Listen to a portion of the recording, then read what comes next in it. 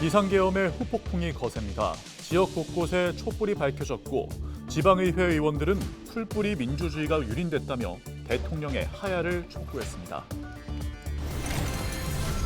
여수 국가산단 석유화학 기업들의 불황이 계속되고 있습니다. 근로자들은 극심한 고용 불안을 호소하고 있습니다.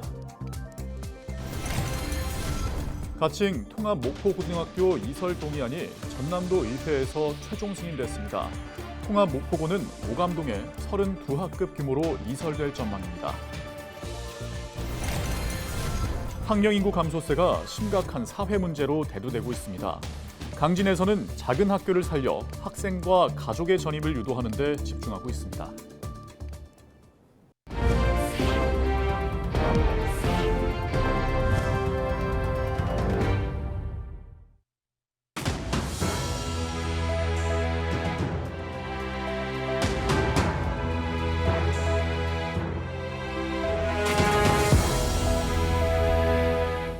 시청자 여러분 안녕하십니까? 헬로티비 전남 뉴스입니다. 비상계엄의 후폭풍이 거셉니다.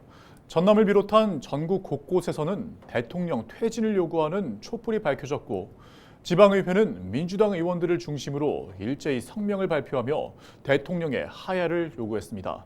보도에 서경 기자입니다. 목포 평화광장에 다시 촛불이 켜졌습니다. 시민사회단체와 지역 대학 교수, 시민들이 대거 참여한 촛불 행렬입니다. 한밤중 국회에 공수부대가 들이닥치는 모습을 생중계로 지켜봤던 참가자들.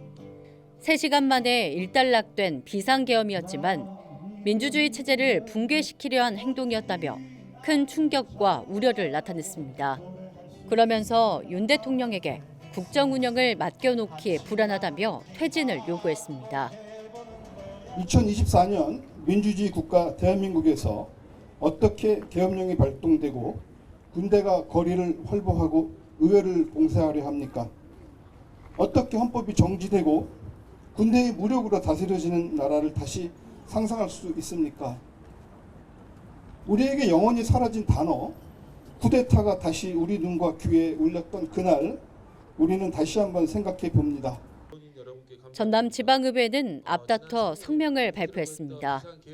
의원들은 헌법이 명시한 전시, 사변 또는 이에 준하는 국가 비상사태라는 조건을 충족하지 못한 상태에서 대통령이 비상계엄을 선포한 것 자체가 개인의 권력 유지를 위한 도구로 악용한 반헌법적 행위라고 일갈했습니다. 그러면서 대통령의 즉각적인 하야와 국민 불안 해소 조치를 요구했습니다. 1961년 5.16 군사정변 직후 강제 해산되어 30년 만에 부활한 지방의회의 활동을 금지함으로써 풀뿌리 민주주의를 또다시 유린하려 하였다. 국민을 짓밟은 윤석열 대통령은 즉시 하야하라. 하나, 윤석열 대통령이 자진 퇴진하지 않을 경우 국회는 국민의 뜻을 받들어 즉시 탄핵하라. 이 밖에 전남 22개 시군 시장 군수들도 민주주의가 위협받는 불행한 역사가 되풀이돼서는 안 된다며 국민 모두가 힘을 모아야 할 때라고 강조했습니다. 전남 시민사회단체들은 대통령의 하야와 내각 총사퇴를 촉구하는 촛불 집회를 계속해서 이어갈 계획이라고 밝혔습니다. 헬로티비 뉴스 서경입니다. 여수 국가산단 석유화학 기업들의 불황이 장기화되고 있습니다. 최근 실적 부진이 거듭되던 롯데케미칼의 경우 일부 공정마저 가동이 중단됐는데요. 정규직과 비정규직 노동자들의 고용 불안도 커지고 있습니다. 보도에 송하영 기자입니다. 여수 국가산단에 위치한 롯데케미칼 여수 2공장입니다. 5개의 생산 공정으로 이루어진 해당 공장에서 최근 2개 공정이 가동을 멈췄습니다. 앞서 올 상반기에도 1개 공정이 중단됐는데 수익성 악화가 주요 요인으로 꼽혔습니다. 주요 수출 창구인 중국이 석유화학 산업의 자금률을 높이고 있고 가격 경쟁력이 높은 중국산 제품이 국제시장에 다량으로 공급되면서 국내 제품의 수요가 감소한 겁니다. 석유화학업계 대부분 기업들이 실적 부진을 겪고 있는 가운데 롯데케미칼은 지난해 4분기부터 적자가 이어졌습니다. 특히 올해 3분기 석유화학 부문에서만 3,600억 원의 영업 손실이 발생한 것으로 나타났습니다. 이렇다 보니 고용 불안도 커지고 있습니다. 롯데케미칼은 공정을 멈춘 공장에서 근무하던 인력들을 다른 공정으로 전환 배치하는 방안 등을 검토하겠다는 입장입니다. 방법을 찾고는 있습니다. 근데 그거에 대해서 지금 공식적으로 말씀드릴 수 있는 게 없습니다. 하지만 근로자들은 안심할 수 없다고 말합니다. 각 공정마다 전환 배치 인원을 모두 수용하지 못할 수 있기 때문입니다. 특히 정규직이 아닌 사내하청 소속 비정규직의 경우 갑자기 계약이 해지되거나 우선 인력 감축 대상으로 오를 수 있어 우려가 크다는 입장입니다. 이 과정이 좀 문제가 좀 많아가지고 이 원청에서 지금 정확하게 어떻게 하겠다라는 공문 자체도 전달이 안 됐다고 사측에서 이야기를 하더라고요. 제가 맡고 있는 직무가 있지만 해당 부서가 학교가 다 있을 수는 없지 않습니까? 그러면 이제 이게 본고사직이 될 수 있는 상황이 되는 거죠. 이따른 실적 악화로 한파가 지속되고 있는 석유화학업계. 기업들이 공장 가동 중단을 넘어 전면 철수 등도 검토하고 있는 만큼 불황으로 인한 여파는 계속될 전망입니다. 헬로티비 뉴스 송하영입니다. 전남교육청이 목포 오감지구에 설립하기 위해 추진하고 있는 가칭 통합 목포고등학교 이설 동의안이 전남도의회 본회의에서 최종 승인됐습니다. 해당 동의안은 5일 열린 전남도의회 본회의에서 참석 의원 46명 전원 찬성으로 만장일치 통과됐습니다. 가칭 통합 목포고등학교는 목포고등학교와 목포여자고등학교의 통합 이전을 통해 32학급 규모로 이설되며 오는 2028년 3월 개교를 앞두고 있습니다. 전남도와 전남교육청이 학교 무상급식 식품비 분담 비율을 합리적으로 조정하기 위해 전담부서를 꾸리기로 했습니다. 이번 전담팀은 전남도와 교육청 공무원, 영양사 등으로 구성돼 내년 1월부터 일반 식재료와 친환경 농수산물 급식 개선점을 논의하고 전남도와 교육청 간 식품비 분담 비율을 조정할 계획입니다. 앞서 두 기관이 무상급식 식품비 분담 비율을 놓고 갈등을 겪어 전남도 예산결산위원회 회의가 중단된 한편 지난 5일 도교육청 60%, 시군 40%로 최종 합의된 바 있습니다. 최근 학령 인구 감소가 사회 문제로 떠오르고 있습니다. 특히 농어촌으로 형성된 시골 마을은 학교가 사라질 위기에 놓였는데요. 교육당국과 지자체가 작은 학교 살리기에 안간힘을 쓰고 있습니다. 전남 강진의 사례를 장혜원 기자가 취재했습니다. 울산광역시에서 살고 있는 김선우 학생. 지난해 전남 옴천초등학교에서 운영하고 있는 유학생 캠프에 참여했습니다. 김군은 농촌의 매력을 느껴 강진에서 중학교 진학을 확정했고 여동생도 유학을 고민하고 있습니다.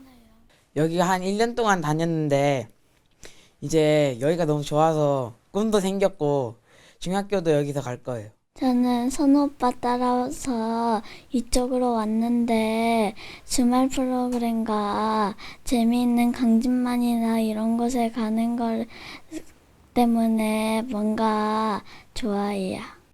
갈수록 학생 수가 줄면서 작은 학교로 분류된 옴천초등학교. 올해 19명이 이 학교를 다니고 있는데 8명은 다른 지역에서 왔습니다. 유학생을 유치하기 위한 교육당국과 지자체의 공모사업이 큰 매력으로 다가왔기 때문입니다.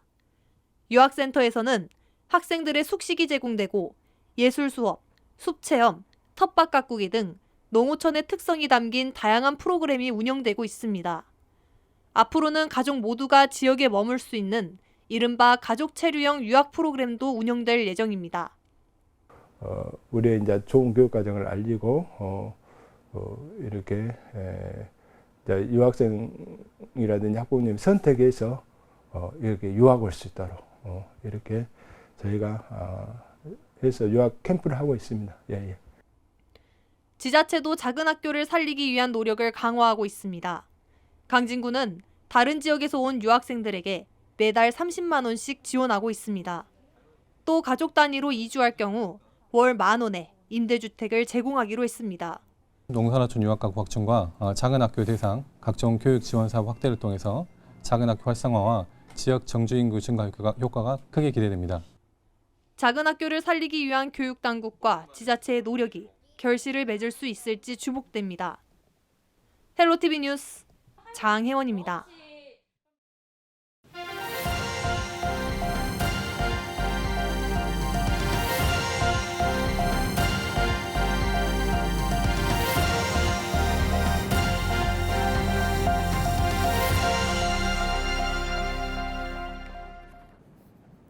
법원이 특정 선원에게 폭행 또는 가혹행위를 일삼고 살해한 뒤 시신을 바다에 유기한 혐의를 받고 있는 선장에게 중형을 선고했습니다. 광주지법 목포지원은 5일 선원을 살해한 뒤 유기한 혐의를 받는 45살 선장 A씨에게 징역 28년을, 폭행과 시신 유기를 도운 48살 조리장 B씨에게는 징역 3년을 선고했다고 밝혔습니다. 이들은 지난 3월부터 약 2달 동안 도구를 이용해 특정 선원을 때리거나 선실 밖에서 자게 하고 밥을 주지 않는 등 가혹행위를 일삼다가 살해한 뒤 시신을 유기한 혐의로 기소됐습니다. 전남도가 밀과 보리 같은 맹류 농작물 재해보험 가입 기간을 13일까지 연장합니다. 현행 규정상 맹류 등은 파종하고 출현율이 80%를 넘겨야 농작물 재해보험 가입이 가능합니다. 올해는 잦은 비로 맹류 파종이 어려워 농가에서 가입 기간을 늘려달라는 요구를 반영해 기간 연장이 추진된다고 밝혔습니다. 맹류 재해보험 가입을 바라는 농업인은 신분증과 농지 지번을 확인해 가까운 지역 농협을 찾아 가입할 수 있습니다. 전남도가 2024 아이돌봄 서비스 소통의 날 행사에서 우수기관으로 선정돼 여성가족부 장관상을 수상했습니다. 전남도는 아이돌봄 지원 사업을 적극적으로 추진한 결과 광양과 고흥, 완도가 아이 키우기 좋은 지역으로 선정되는 쾌거를 거뒀다고 밝혔습니다. 아이돌봄 지원 사업은 양육 공백이 발생한 12세 이하의 아동을 둔 가정에 아이돌봄이가 직접 방문해 아동을 안전하게 돌봐주는 사업입니다. 전남도는 아이돌봄 서비스 이용 가정의 요금 지원을 늘리고 아이돌봄이 처우 개선을 위한 영아 돌봄 수당을 신설하는 등 시책을 추진할 계획이라고 설명했습니다. 신우철 완도군수가 시정연설을 통해 내년도 군정 운영 방향을 제시했습니다. 신 군수는 지난 4일 완도군의회 325회 정례회에서 시정연설을 통해 내년 추진 사업으로 광주 완도 고속도로 2단계 조기 착공, 해양치유 빅데이터 플랫폼 구축, 외해 해조류 양식 기술 시스템 구축 등을 적극적으로 추진하겠다고 나선 가운데 의회에 적극적인 협조를 당부했습니다. 완도군은 내년 예산안을 올해 본 예산보다 3.8% 증가한 6,214억 원으로 군의회에 제출했습니다. 해남군이 지역 농업인을 대상으로 기본형 공익직불금 지급을 시작했습니다. 올해 해남군의 공익직불금은 모두 567억 원 규모로 농업인 15,551명에게 지급됩니다. 한편 소농직불금은 지난해 120만 원 선에서 올해 10만 원 더 인상된 130만 원이 지급됩니다. 전남 영암의 역사와 문화를 활용해 관광산업을 활성화하기 위한 지방조례가 마련됐습니다. 정선희 영암군 의원이 발의한 조례안을 살펴보면 특색 있는 관광상품 개발을 위한 체계적 지원과 지역의 역사와 문화를 빛낸 인물의 업적을 기리기 위한 선양사업 추진 등 문화관광 분야에 활력을 불어넣기 위한 각종 근거가 담겼습니다. 정 의원은 지역의 역사 자원을 적극 활용해 관광산업 발전과 지역 경제에 활력이 될 수 있도록 적극 지원하겠다고 밝혔습니다. 여수시가 첨단 기술을 활용한 도시를 조성하기 위한 중장기 발전 기본 계획을 수립했습니다. 여수시는 지난해부터 진행된 스마트 도시계획 연구 용역을 마친 결과 행정과 교통, 방범을 비롯한 8개 분야에서 18개 사업을 선정했습니다. 주요 사업으로는 AI 인공지능 민원 챗봇 서비스와 통합 주차 관제 시스템 등이 포함됐습니다. 이상으로 뉴스를 마칩니다. 저희는 언제나 지역민 여러분과 함께합니다. 시청해주신 여러분 고맙습니다.